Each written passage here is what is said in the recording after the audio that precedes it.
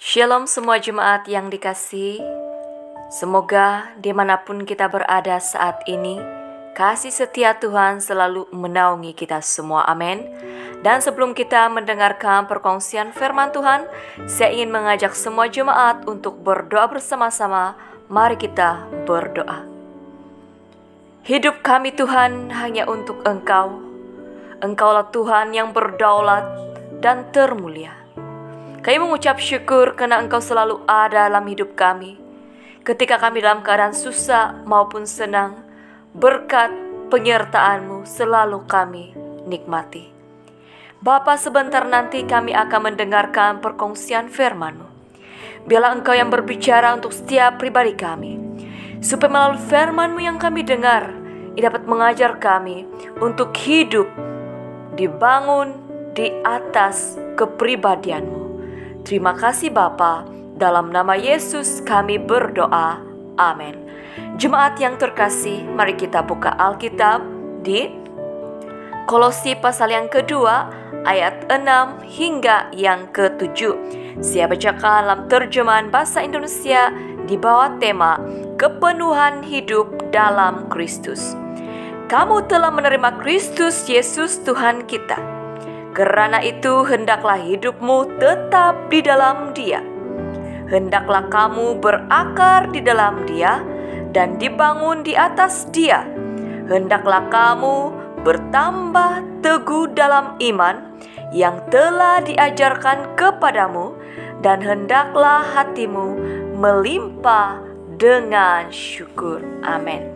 Jemaat yang terkasih, subtema kita pada minggu ini ialah hidup dibangun di atas Kristus. Ketika Paulus menulis surat ini, dia berada di tahanan penjara Roma. Paulus menulis surat ini kepada jemaat Tuhan di Kolose agar dia dapat memberikan nasihat kepada anak-anak Tuhan di tempat ini apabila Paulus mendapat berita daripada seorang teman sepelayanannya bahwa di Kolose terjadinya penyebaran ajaran palsu dan sesat. Walaupun Paulus belum pernah datang ke Kolose, namun dia sangat peduli dengan iman percaya orang-orang di Kolose. Sehingga Paulus menulis surat ini untuk menasihati dan menegur jemaat agar tetap memiliki kepenuhan hidup di dalam Kristus. Teks Alkitab yang kita baca ini ditujukan kepada orang-orang yang telah menerima Kristus Yesus sebagai Tuhan dan Juru Selamat yang pribadi. Apabila kita hidup di dalam menerima Tuhan Yesus, maka kita mempunyai tindakan untuk hidup berakar di dalam Dia. Kata hidupmu ini berarti keseluruhan aspek kepribadian kita dalam segi tindakan, pemikiran, percakapan, dan sikap yang membawa kita selalu dekat dengan Tuhan. Ada banyak orang Kristen yang mengakui bahwa dirinya orang percaya, namun pada hakikatnya hidupnya tidak sesuai dengan apa yang dia imani. Ada banyak orang yang mengaku sebagai anak Tuhan, namun hidupnya tidak sesuai dengan kehendak Tuhan. Setiap orang yang sudah menerima Tuhan harus benar-benar hidup, menanggalkan dosa, meninggalkan hal-hal duniawi, dan hidup berserah kepada Tuhan. Kenapa banyak orang mengalami kejatuhan? Karena hidupnya tidak dibangun di atas Kristus. Hidupnya dibangun di atas keinginan dan kemauannya sendiri, dan dia hidup di luar Kristus.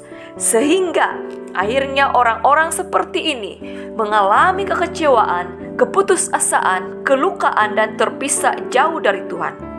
Sebagai orang yang percaya, kita dinasihati untuk hidup dibangun di atas Kristus dengan cara yang pertama. Hendaklah kita berakar di dalam Dia. Berakar berarti tercangkap ke dalam tanah sehingga menjadi kuat dan tidak mudah goyah oleh apapun cabaran, pergumulan, dan halangan. Apabila kita berakar di dalam Tuhan Yesus, maka kita akan mengalami proses pertumbuhan yang dapat membentuk kita menjadi pribadi yang kuat dan teguh di dalam Kristus. Tuhan Yesus berhak menjaga, melindungi dan menaungi kita daripada serangan kuasa-kuasa kegelapan.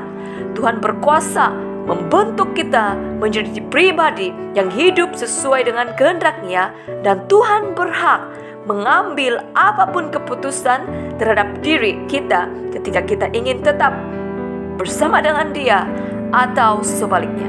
Ketika kita diperhadapkan dengan keadaan dunia seperti sekarang, di mana tekanan hidup semakin meningkat, banyak orang kehilangan pekerjaan, banyak orang mengalami masalah keuangan, banyak orang kehilangan tempat tinggal karena tidak dapat membayar sewa rumah, banyak orang mengalami kemurungan, banyak orang mengalami keganasan rumah tangga, banyak orang susah untuk meneruskan persekolahan, banyak orang kekurangan makanan, banyak orang jatuh sakit, kasih sama manusia mulai pudar karena saling menjauhi, karena risau dengan penyakit COVID, banyak orang meninggal dunia, banyak orang bunuh diri karena tekanan hidup.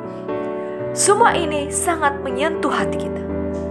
Orang yang tidak mengenal Tuhan akan mudah putus asa, goyah, dan akan mengambil jalan yang singkat. Namun orang yang hidupnya dibangun di atas Kristus dan hidup berakar dalam Kristus akan tetap bertahan dalam hidupnya dan menjaga imannya, karena kita yakin percaya bahwa Tuhan Yesus lebih besar dan berkuasa daripada masalah yang kita alami. Amin. Jika Tuhan dapat mengubah segala sesuatu, Dia juga mampu mengubah hidup kita menjadi yang lebih baik daripada sebelumnya. Amin. Kuncinya adalah kita harus tetap berakar di dalam Kristus. Yang kedua, hendaklah kita dibangun di atas Dia. Tuhan Yesus adalah dasar dari segala sesuatu dalam hidup kita. Hanya dalam Yesus adalah kasih, pengampunan, pemulihan, pengharapan, dan keselamatan. Di luar Tuhan Yesus tidak ada lagi yang dapat menolong kita. Orang yang hidupnya dibangun di atas Tuhan akan mengalami berkat, perlindungan, penyertaan, dan pemulihan daripada Tuhan, meskipun di tengah-tengah badai hidup yang bergelora. Tuhan Yesus tidak akan pernah meninggalkan kita. Tuhan adalah Tuhan yang setia. Tuhan menyerahkan seluruh diri dan kehidupannya untuk memberikan jaminan keselamatan untuk kita, agar kita mengalami yang namanya keselamatan. Tuhan mau hidup kita benar-benar menurut kehendak-Nya, hidup yang beriman, berpengharapan, dan kudus. Iman yang tidak goyah walaupun banyak cabaran. Meskipun 1000 orang rebah di sisi kita dan 10.000 di sebelah kanan kita, tetapi itu tidak akan pernah menimpa kita, karena Tuhan akan menjadi dasar keselamatan kita. Amin. Jemaat yang terkasih, mungkin saat ini kita merasa putus asa, kecewa, terluka, menderita, dan sebagainya. Tetapi ingat, Tuhan Yesus ada untukmu. Ingatlah bahwa Tuhan itu penuh dengan kasih. Marilah kita berakar teguh di dalam Tuhan dan dibangun di atas Dia. Mari kita berdoa. Bapa kami yang berada dalam kerajaan surga, kami mengaku Tuhan, tanpa-Mu dalam hidup kami akan mudah goyah, kami akan mudah putus asa, kecewa, dan mengambil jalan yang singkat. Sebab itu Bapa, pada hari ini kami mau datang di hadapan-Mu. Tolonglah kami supaya kami tetap berakar teguh dalam Engkau dan terus dibangun di dalam Engkau, supaya apapun cabaran, apapun halangan dan tantangan yang datang menerpa hidup kami tidak akan pernah goyah, karena Engkaulah sumber pengharapan kami. Bapa, kami mau ingat untuk orang-orang yang memiliki beban yang berat saat ini, yang kehilangan tempat tinggal, yang mengalami masalah keuangan, yang kematian ahli keluarga, yang mengalami masalah keganasan rumah tangga, yang mengalami masalah keuangan, kesehatan, dan sebagainya. Siapapun mereka dan dimanapun mereka saat ini, teguhkanlah hati mereka dan iman mereka. Kasihanilah mereka dan tolonglah kami Tuhan, supaya kami selalu bersyukur di hadapan-Mu dalam apapun situasi yang kami alami. Kami percaya Engkau tidak pernah meninggalkan kami. Terima kasih Bapa, Dalam nama Yesus Kristus kami syukur dan berdoa. Amin. Salam kasih saya, Pastor Feliani Fo. Tuhan menyertai dan memberkati kita semua.